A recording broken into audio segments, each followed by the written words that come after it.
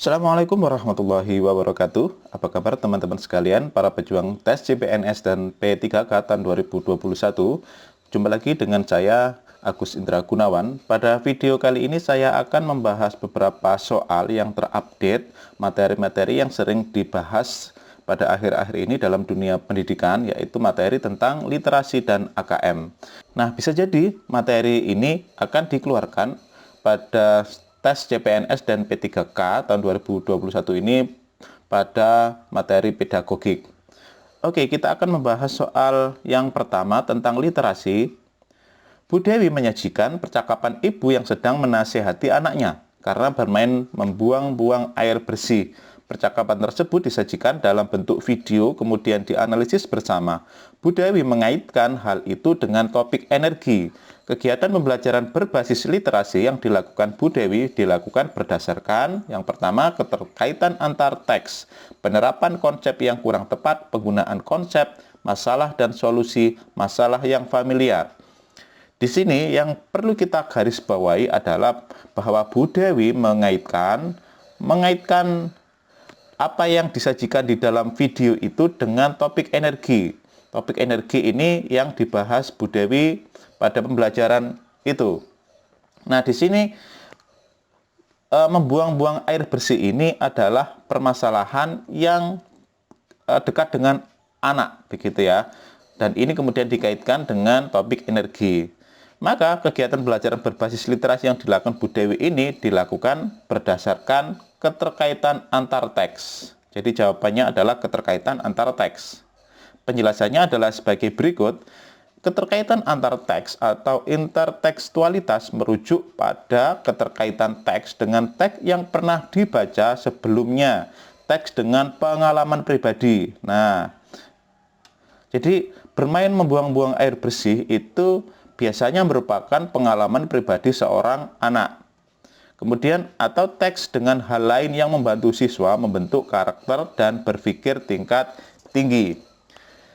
Teks di sini ya, teks ini kita maknai secara lebih luas. Jadi bukan hanya bacaan yang tertulis, tetapi teks di sini adalah semua informasi yang disajikan baik berupa video, teks bacaan yang bermakna bagi anak dan itu digunakan di dalam proses pembelajaran begitu. Oke, kita lanjut ke soal yang nomor 2.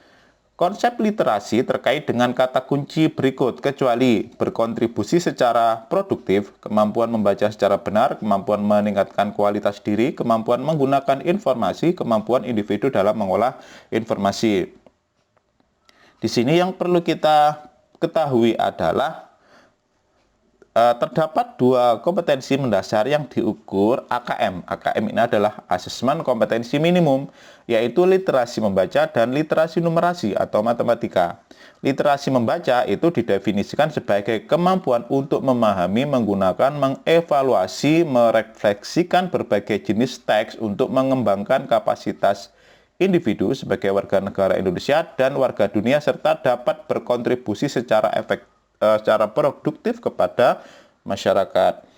Sementara literasi numerasi adalah kemampuan berpikir menggunakan konsep, prosedur, fakta, dan alat matematika untuk menyelesaikan masalah sehari-hari pada berbagai jenis konteks yang relevan untuk individu sebagai warga negara Indonesia dan dunia. Jadi dengan melihat definisi ini kita dapat menentukan konsep yang terkait dengan literasi, berkontribusi secara produktif benar, kemampuan membaca secara lancar. Nah, kecuali ini, jadi literasi ini tidak hanya kemampuan membaca secara lancar ya, tetapi lebih kepada bagaimana siswa itu memahami bacaan, dapat mengevaluasi, kemudian menjustifikasi, menganalisis, dan lain sebagainya. Jadi, bukan hanya membaca, persoalan membaca. Kemudian kemampuan meningkatkan kualitas diri, ini juga benar, kemampuan menggunakan informasi, kemampuan individu dalam mengolah informasi. Jadi jawabannya adalah kemampuan membaca secara benar, kecuali begitu ya. Oke, kita lanjut ke soal nomor 3. Penerapan pembelajaran literasi setelah membaca teks melalui kegiatan, menentukan kata kunci, membuat pertanyaan prediksi, membuat keterkaitan antar bagian, mengubah dari satu moda ke moda yang lain, menentukan tujuan membaca. Di sini yang kita garis bawahi adalah setelah membaca.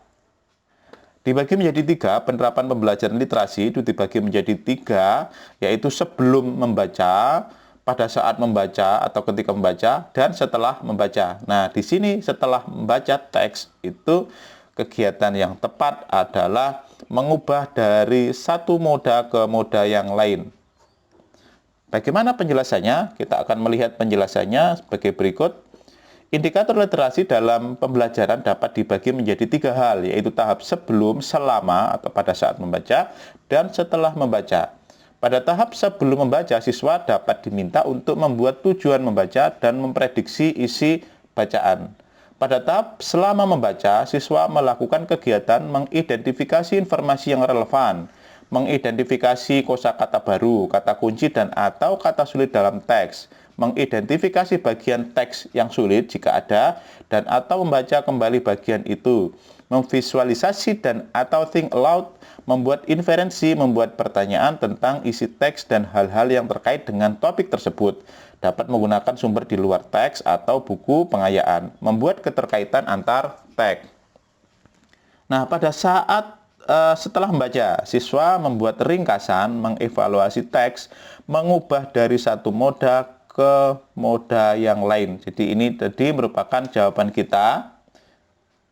Memilih, mengkombinasikan, dan atau menghasilkan teks. Oke, berikutnya soal nomor 4. Media yang dapat digunakan pada pembelajaran berbasis literasi adalah digital dan audiovisual, teks multimoda, cetak dan digital, digital dan pengatur grafis, cetak dan audiovisual. Jawabannya adalah teks multimoda. Teks multimedia dan teks multimoda atau multimodal di dalamnya mencakup elemen-elemen visual, audio, dan teknologi yang menciptakan makna. Jadi teks multimoda itu adalah mencakup keseluruhan dari sumber informasi yang digunakan dalam pembelajaran, baik merupakan digital, kemudian audiovisual, cetak, digital, pengatur grafis dan lain sebagainya. Jadi mencakup keseluruhannya. Oke. Soal nomor 5, mengondisikan lingkungan fisik untuk mendukung pembelajaran literasi berupa menjalin kerjasama dengan perpustakaan lain, melibatkan guru dan staf dalam program literasi, membentuk tim literasi, memajang karya siswa di lingkungan sekolah, memberikan penghargaan kepada siswa berprestasi. Jawaban yang tepat adalah memajang karya siswa di lingkungan sekolah. Pembahasannya adalah sebagai berikut.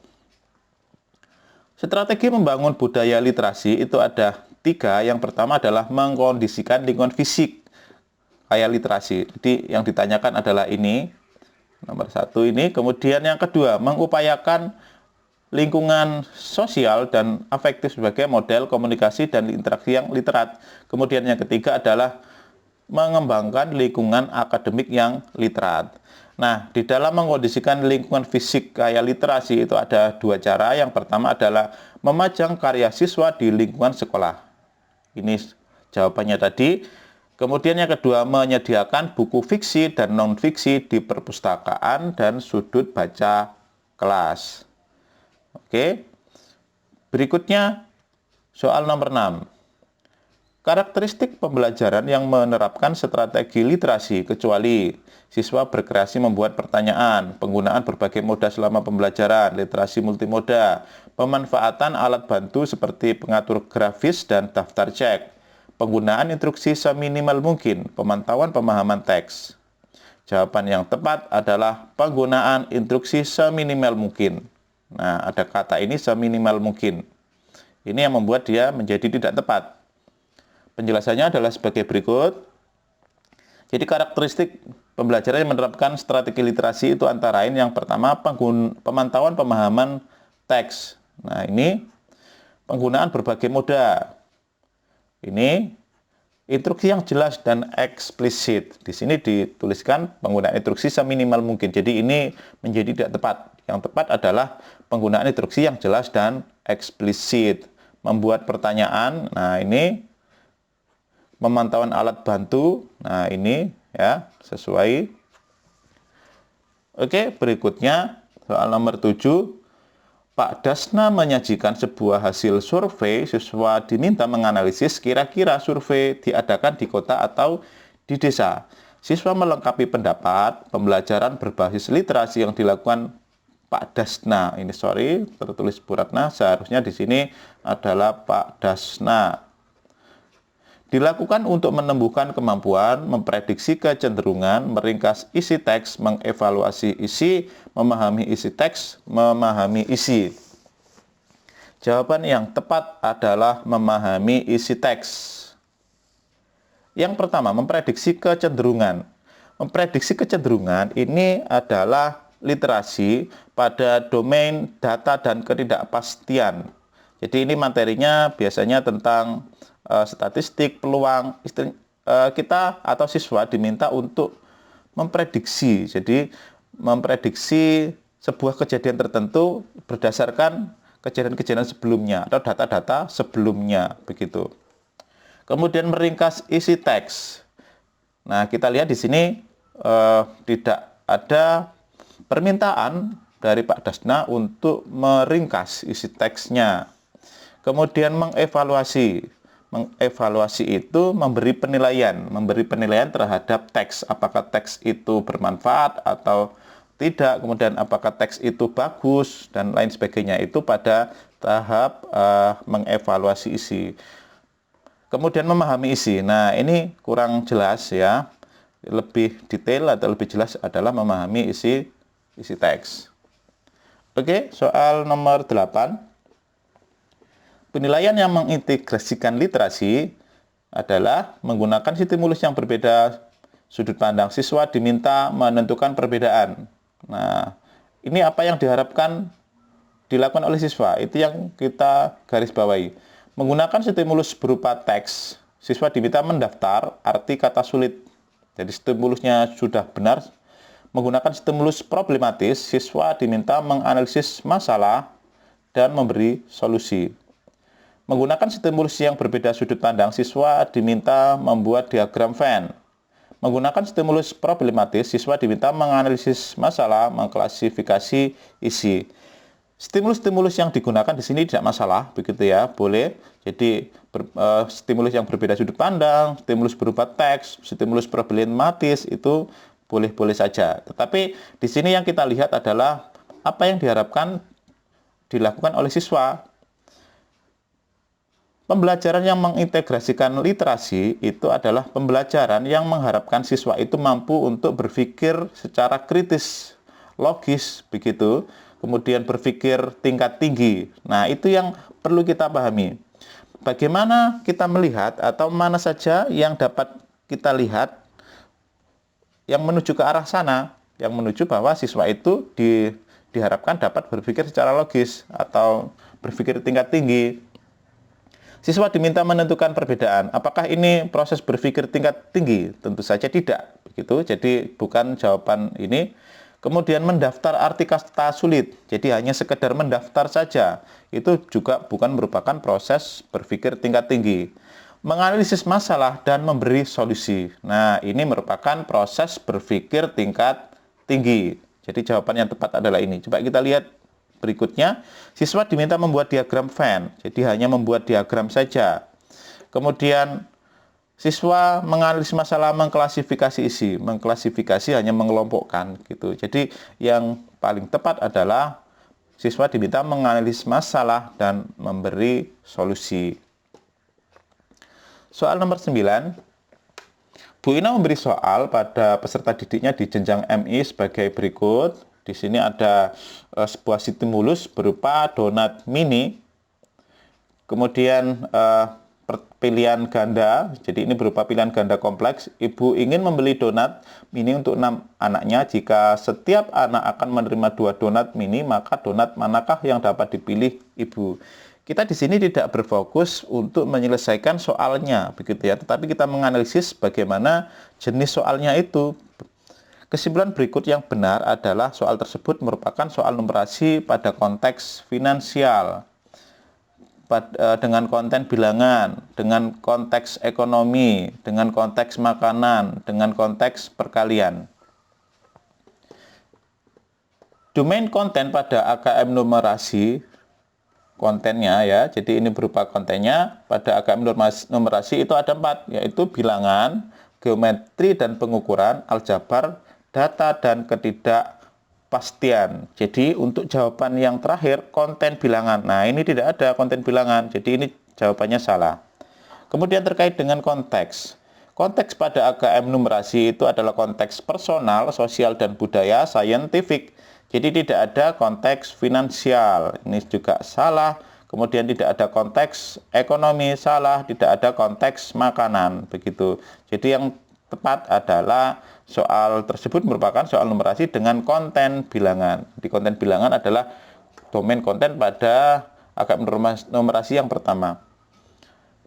Soal yang terakhir, nomor 10, seorang guru melakukan pembelajaran untuk mencapai indikator, menyajikan data dalam bentuk diagram dan menentukan ukuran pemusatan data dari data yang diperoleh. Jadi indikatornya di sini meliputi dua ya.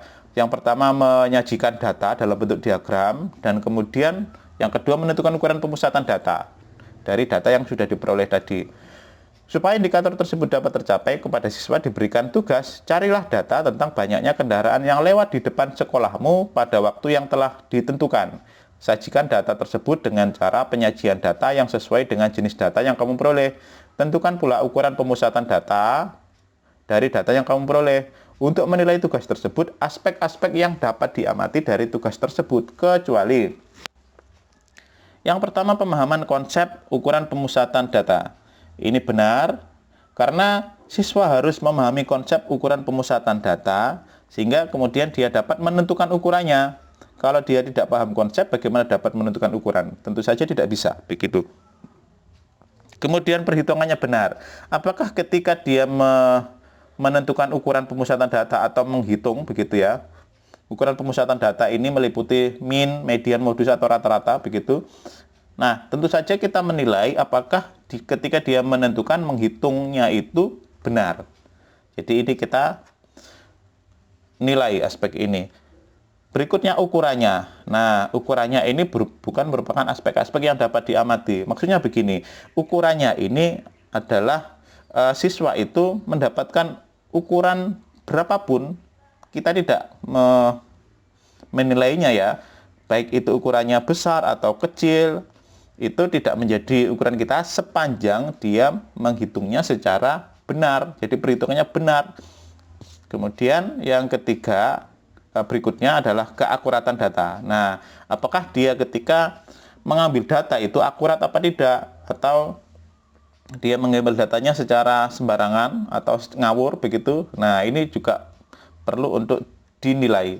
Kesesuaian data dengan diagram. Nah, setelah siswa itu memperoleh data, kemudian berikutnya kan dia diminta untuk menyajikan dalam bentuk diagram. Apakah data yang diperolehnya itu dan diagram yang dibuatnya itu sesuai? Tentu ini menjadi aspek yang diamati. Jadi aspek-aspek yang diamati kecuali ukurannya.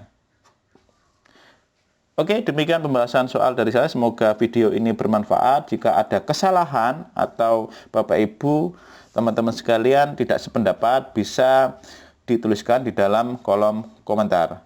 Assalamualaikum warahmatullahi wabarakatuh.